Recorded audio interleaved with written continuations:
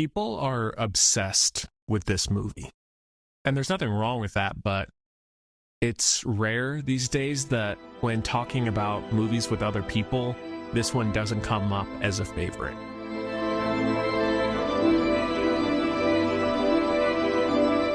Hello everybody, welcome back to the Film Buds podcast. This is episode number 566, and my name is Henry. This time around, I'm going to be tackling I know it's a little late, sorry, but the 10th anniversary 70mm IMAX re-release of Interstellar. And then I will be doing some Letterboxd reviews as always, and then counting down my top 10 Astronaut movies of all time. So as always, thanks for joining us. Please make sure to rate, review, subscribe, like, share, all that good stuff right now if you haven't already.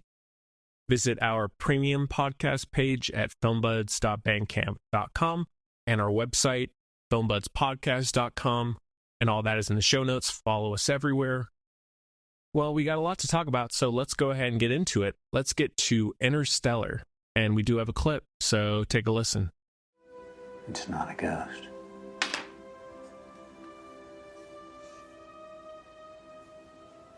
It's gravity. I'm dropping Tom, then heading to town. You want to clean that up when you're finished praying to it? All right. Interstellar came out originally in 2014. It's written and directed by Christopher Nolan. Stars Matthew McConaughey, Anne Hathaway, Jessica Chastain, Mackenzie Foy, Timothy Chalamet, John Lithgow. And the synopsis is: when Earth becomes uninhabitable in the future, a farmer and ex-NASA pilot, Joseph Cooper, is asked to pilot a spacecraft, along with a team of researchers, to find a new planet for humans. I think one thing quickly about Christopher Nolan's movies is I would love to see all of his films re-released. I would love to see Dunkirk, the Dark Knight trilogy, Inception, again in theaters, even if it wasn't in IMAX or 70mm. I think he has this almost unparalleled strength of you want to see his movies on the biggest screen possible. And I can't think of a lot of other filmmakers that have that pretty much across their whole career. So even though sure it's a cash grab at the end of the day, I kind of hope that they do that with some of his other films. But it had been a while since I had watched this all the way through. I've seen it maybe a half a dozen times over the years, and I did see it originally in theaters. I know it's also now the highest grossing re-released film, if I'm not mistaken. And for any Letterboxd users, this is, I think, the second or third most fan-favorited movie ever on that site, which is insane. Not to say it's not deserving, but there's something about this movie that it seems to connect with all different kinds of people. It was successful when it came out, but it's definitely had a shelf life that has only grown and grown and grown. And before I get into the movie itself, the IMAX 70mm presentation was awesome. Just a massive screen, amazing sound, and then the 70mm gave it even more of a sense of scale, as well as that filmic grain that I love. And so it was an amazing experience. So if it is re-released again, or if you get a chance to see a film like this in theaters, I would highly recommend it. As for the movie itself, I would say it's a hot take. It would be in my, I think, top 5 Christopher Nolan movies, but it's not my favorite. It wouldn't be in my top 3. But at the same time, Christopher Nolan doesn't even have close to a bad movie, in my opinion. So that's not really saying a whole lot. I mean, his 5th, 6th, best movie is still fantastic, so that's not really a big criticism. It's just personal favorites. We all have those. What does set it apart in a lot of ways in comparison to other sci-fi space films is it is an original story. I don't know how in a million years Christopher and Jonathan Nolan came up with this screenplay and were able to make any kind of sense of it, have things connect fairly rationally and realistically. There's nothing really that goofy in it, and I know that he did do, as he always does, did a lot of research into the actual science of space, of black holes, wormholes, everything. So I can't speak to what's true or what's not realistic, but it at least comes across as very well researched. And end of the day, I don't really care that much because he does things so confidently and so cinematically that it could all be fiction and I wouldn't care. And is one of the better showcases for Christopher Nolan's obsession with time and playing with time, not having enough time for certain characters or in a certain situation or for the world, for our future. So it connects a lot of different dots, a lot of different timelines, some major standout scenes because there's a lot to talk about. The opening, where it's very much resembling the Dust Bowl of the Great Depression, that feels very true to life and realistic in how they show that. Matthew McConaughey's strained relationship with Murph once he does accept to go on this mission, and then the discussion of what are you willing to sacrifice more? Are you okay with dying and then knowing that your daughter is living in a future that is going to crumble and she will probably die along with everybody else? Or do you want to sacrifice the life you could have around your daughter, but making her overall life that much better, even if she's not going to be able to be with you? And that really tough decision that he has to make. One moment that got me this time that really is kind of scary to think about is the scene when he goes to the school and he's talking with a teacher or a counselor, whoever, about them saying the moon landing was staged. That feels even more timely, for lack of a better term, now, because in a world of AI and misinformation and so much overall distortion, that I could easily see that becoming a reality, because there are already so many other things in the world that people deny, the Holocaust, this, that, and the other. And I could see a generation where someone posts on social media, oh, hey, this was staged and this is why. And then it just spreads like wildfire and so many people believe it. So that was like almost made me uncomfortable, because I'm like, geez, that is even more of a reality than it was when this movie came out first. The cornfield chase is iconic, and with Christopher Nolan's love of practical effects, he did actually have a whole cornfield planted for the movie, so that way he could have something practical to drive through, which is just crazy to think about. And one note on that, the song that's used, for one, it's one of Hans Zimmer's best scores of his whole career, but for whatever reason, that song, the cornfield chase song, has become so oversaturated and used in TikTok videos and Instagram reels, Facebook. Like, I don't know what caught on about that, but whenever there's anything emotional, I feel like that song is used, or another track from this movie. So that's just another way that this movie has invaded the cultural zeitgeist. The water planet is my favorite sequence, when there's a huge tidal wave, and then there's the score where the ticks in the music represent the time on Earth. And so you realize, like, oh crap, they're just wasting time going from one spot to another, like 10 feet, and think about how much time has been lost. And that makes the suspense build even more. The ice planet, where they meet Matt Damon randomly, and at first he seems like he's on their side, and then he tries to betray them, and that all goes wrong. Honestly, one of the only things that brings it down some is the third act. I don't have an issue with the wormhole or the black hole or the tesseract, like the alternate dimension. I like all that visually, but it does feel like it goes on a long time for me, and I'm just kind of ready for it to be over. At a certain point, maybe it gets a little repetitive. I do like the sequences within that where Matthew McConaughey is banging on the wall trying to get his younger or other self to stay, and he realized that the ghost, quote unquote, at the beginning of the movie that was saying stay was him. And so there's a really cool twist there that still works and is effective emotionally on rewatch. But again, that runtime of that and just maybe how it's put together, I don't know, but I kind of start to phase out a little bit and it gets so big. And there are little things like Jessica Chastain saying Eureka, and I don't know, it just a little at times doesn't totally work for me.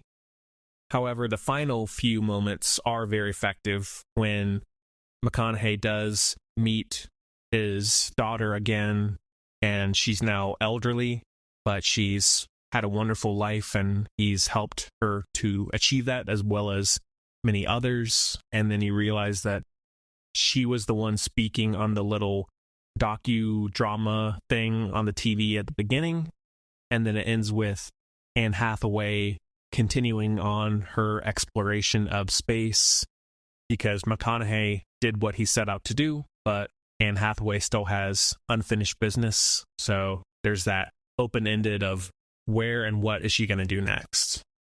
One of the more referenced and celebrated scenes is the home video of McConaughey watching his kids do these videos as they grow up, and he's realizing that he's missed their whole childhood, and he's just sobbing uncontrollably. And I think that can hit anyone who's been away from their family, from their kids, whoever, for any extent of time, and you come back and they look different, or you've missed some big event, and it's heartbreaking. One of the only other design elements that I don't love is the look and voice or writing for the robot. It's maybe it's meant to be a little goofy, but I think it's a little too clunky. I don't like the constant humor percentage thing. I just feel like they need to have, all right, this is a space, sci-fi movie. We need to have a robot sidekick in there. I do appreciate, though, that Nolan, he always talks about very resonating themes and ideas, but his passion for space exploration and other life possibly out there in the universe, and that mystery and that drive for people to find that and to find other places that could be our home. So yeah, it's a really good movie. I think it's going to continue to have a massive fan base that will only grow more and more over time. It may very well appear on my top 10 list that I'm about to get into, and I'm curious to see what you all think, so if you have a way to comment, please do. That is a heavy 4.5 out of 5. All right, let's get to some Letterboxd reviews of Interstellar. And if you have any that you want read on the show, let me know. Or if you have any suggestions as to what you want to see reviewed, please reach out in whatever way you can. First one comes from Mike's Mike and gave it 5 out of 5. Says, seeing Anne Hathaway queen out in space in IMAX was a spiritual experience. Mitzi F gave it 3 out of 5 and says, every single conversation is exposition of some kind, and it's just so exhausting. Nolan is at his peak visually here, but the man needs help on making characters that aren't just cogs in his plot machine. Parts of this are so brilliant, and the score is so beautiful, that I can't say I dislike it, it's just so frustrating. Lucy gave it 4 out of 5 and says, leave it to Nolan to turn love into a science. Last one comes from Keith, gave it 2 out of 5 stars and says, something about this didn't quite work for me the way it did for others.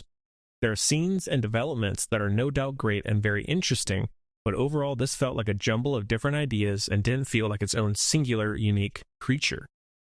More often than not, the film grasps for poignancy and only really achieves eye-rolling pretentiousness. In short, it's trying a little too hard.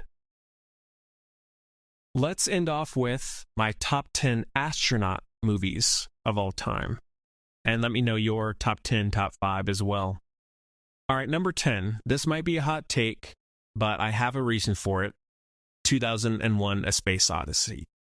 Yes, this movie is a landmark, one of the greatest, most influential movies of all time. And watching it is like a marvel, and you see how it's influenced every kind of movie, especially anything in space or sci-fi or action. It's forever going to be a big part of film history. But while I appreciate all of those things, watching it, I don't enjoy it that much. Unless I'm wanting to watch something because of a film history class or watch it with someone who hasn't seen it, I don't feel the need to watch it again. Even though I'm still fascinated by it and I love the discussion around the movie. Number 9, High Life, starring Robert Pattinson and Mia Goth. I saw this one for the first time back when it came out. Didn't love it, but it has grown on me a lot over the years. I think it's a grower, and I've seen it maybe 3 or 4 times, and even though it's not a masterpiece, it's one of the only real, I'd say, horror space films or horror astronaut films. But it's still fairly low budget. It's an A24 film. It's character-based. It's quiet. It's not super flashy or epic. It's mostly interior shots, but there's still great atmosphere, a great score, great performances, and while it's not one for everybody, it's worth at least a look. Give it a chance. Number 8, Sunshine, the Danny Boyle film. I saw this for the first time maybe early 2010s because I heard all this crazy hype about it, and so I was curious, and I do really like it. There's a lot of interesting ideas, a great role for Cillian Murphy, and it's a good ensemble cast. There's a lot of great mystery and suspense, a lot of great visual splendor, if you will, and so it's worth a look if you like, or you're trying to find more independent or lesser known space films. This is a good one to start with. Number 7, Spaceman from 2024. I know that the reviews for this are a little all over the place.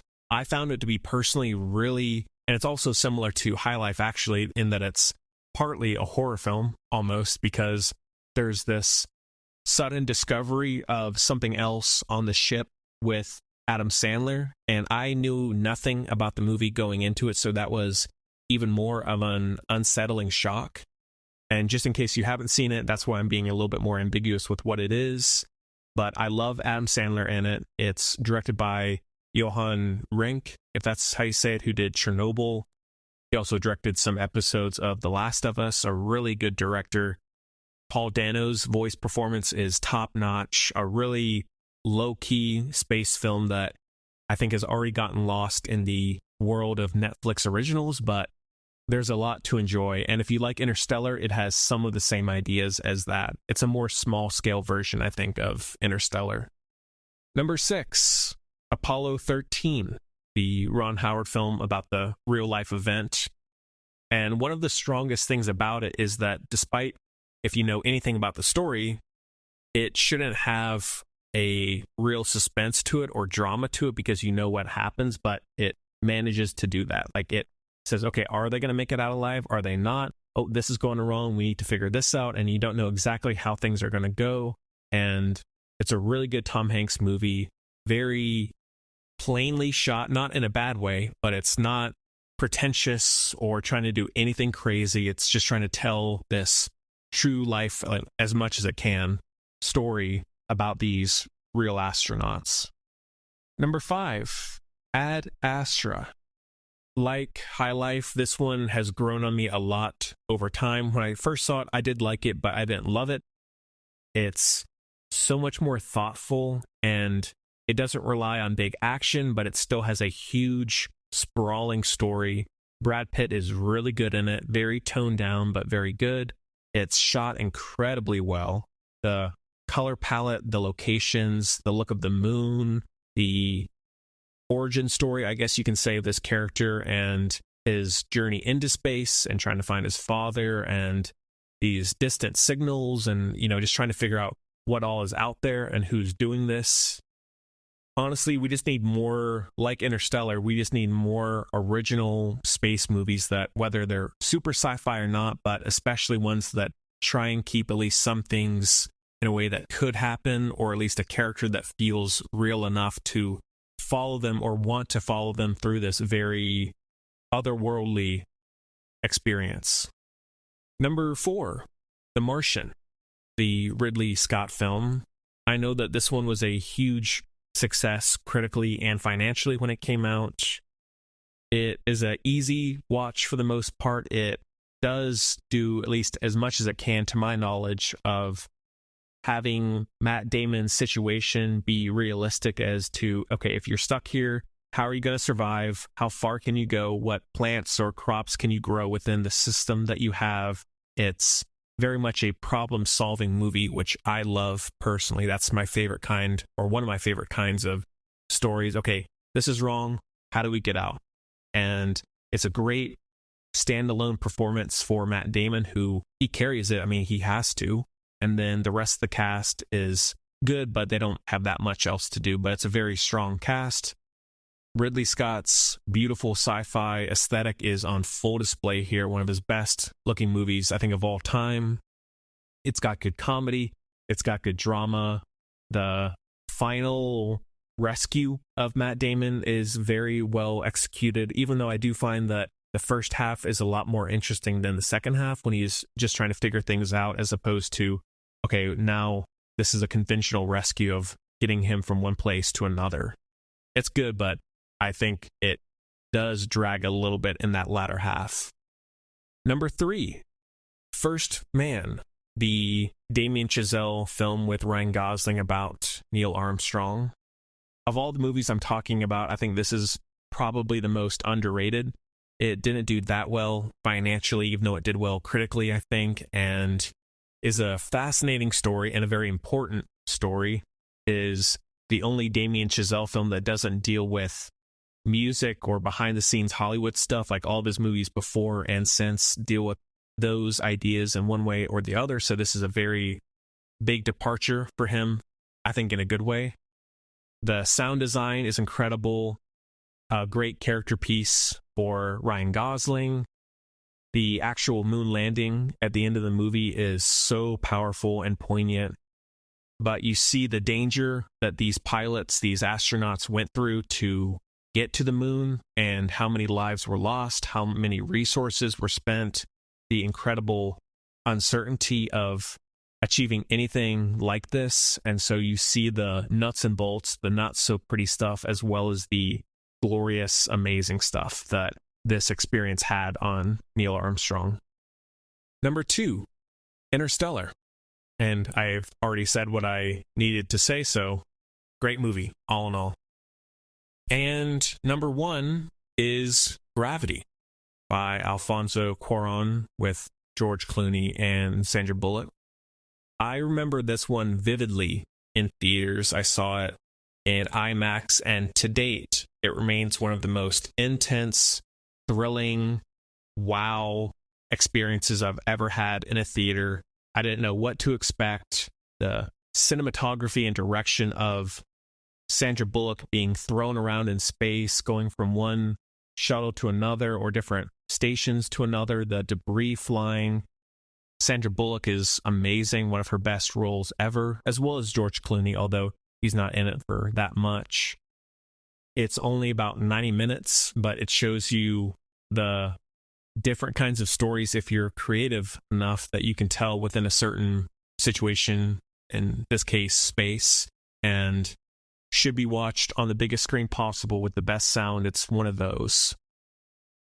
And there you go. That is my top 10 astronaut movies of all time. Again, let me know your favorites. Let me know what you think of my list, if it's good or if it sucks. Would be happy to hear your thoughts. Make sure to hit that subscribe button and rating on your way out. Thank you very much for listening. And as always, hope you enjoyed it even half as much as I did. And see you next time.